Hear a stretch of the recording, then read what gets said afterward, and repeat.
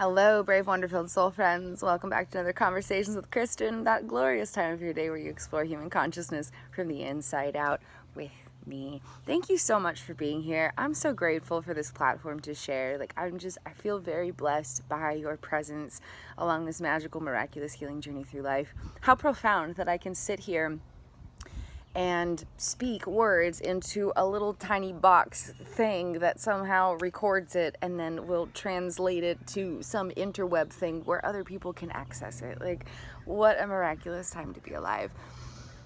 So, politics have always overwhelmed me, and I've never wanted to be irresponsible with the incredible privilege that I have to vote, but at the same time trying to keep up with the issues and explore politicians and have a determined, decisive answer for how I want to vote has always been a very daunting task. And so throughout my adult life, I've always vacillated back and forth between I'm so grateful for the opportunity to vote and my voice matters and I want to, be a part of this and I'm proud to be, an American and this and that, to oh my goodness, this is overwhelming and stressful. I'm turning politics off forever. I never want to look at it.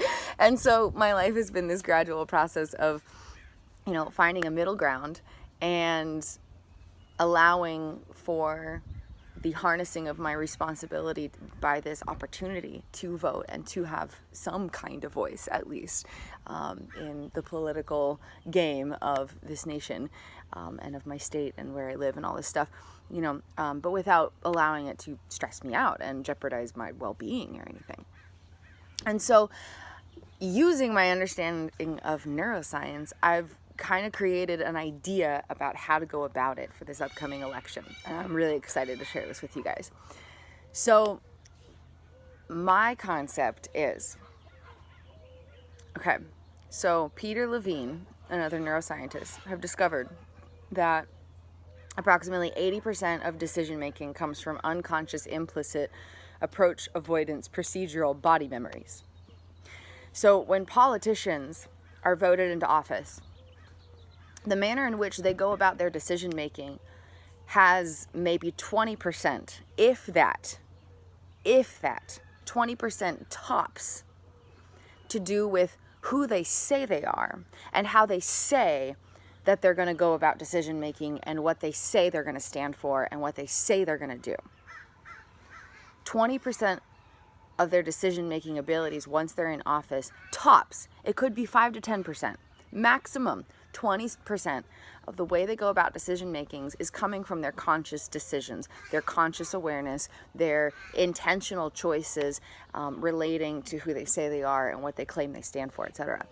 The majority of the manner in which they go about decision making, 80% of the way that politicians go about their decision making, has nothing to do with the explicits or what they're consciously thinking or what they say they stand for or what they say they want to do, and everything to do with the manner in which their unconscious body brain are wired, especially in relation to early childhood experiences, which include attachment development. Talk about mental health mattering in politics. So my concept is, instead of keeping up with all the issues and the propaganda and listening to all the political stuff where they're very intentionally putting on a face to be someone that they want to be or they claim to be or they think other people want them to be, etc., and letting go of all of the games, because, at least from my perspective, that's really what it is. They're trying to win a position of power. And, of course, there's going to be games involved in that.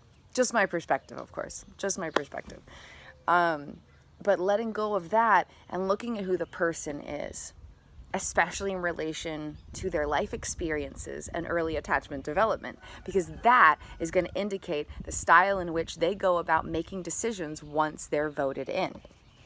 The way they go about making decisions is going to have much less to do with what they say and much more to do with how their brain is wired.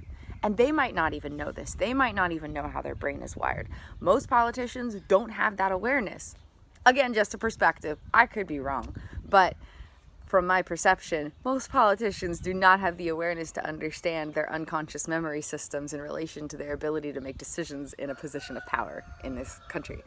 So I'm really stoked about this because it really helps me find that middle ground where I can responsibly engage in the opportunity I have to vote without stressing myself and having to keep up with the political games and the drama and the TV reports and all the stuff that just does not do good things for my consciousness to observe and absorb.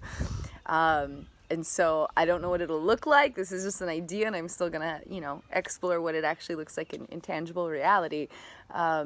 But researching who the person is in relation to their life experiences, especially those during early childhood in relation to attachment development. How did they learn to love? How were they cared for? How did they conduct themselves? What kind of experiences were they, subjected to, for better or worse?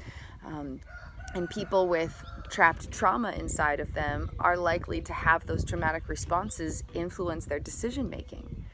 And in everyday life, that's one thing. It's allowed. We're allowed to be who we are. But if you're in a position of power where your decisions are influencing millions of people, having a traumatic response influence your ability to go about making decisions is something to be aware of. One person's trauma is affecting decisions that affect entire nations. And so having this neuroscientific awareness of human consciousness is awesome. And it comes in handy in so many ways, because the majority of the way politicians are going about their decision making has nothing to do with who they claim them to be, what party they claim to belong to, etc., and everything to do with the style that their brain has been wired, and the implicit approach avoidance procedural body memories that are trapped in the core of their brainstem and thalamus. And so learning about the brain wiring of politicians, from my perspective, is more important than learning about what they claim they're going to do or who they claim to be. I don't want to know who politicians think they are. I want to know who they actually are. And their brain wiring will tell me more of that than they'll be able to tell me themselves by saying, I'm this person, I'm with this party, I stand for this. And so again, I don't know the particulars of how this will look in practicality, like how much can I find out about a politician's brain wiring through, research about their personal experiences? How much can I decipher regarding their attachment development just based on what I can learn online or whatever? But the concept is really igniting me because I've like I said, I want to have, the ability to be responsible with this opportunity to vote, but politics have always been a stressor for me, and I'm really excited. So I just wanted to share this. I think it's so awesome. New perspectives are so cool to explore and glean from and share and whatnot. So I'd love to hear from you guys, your thoughts about the process of voting and exploring consciousness and any of it. I'd love to hear from you guys. So thanks for tuning in for another Conversations with Kristin. I hope you have a beautiful and blessed day, and I'm grateful you're here.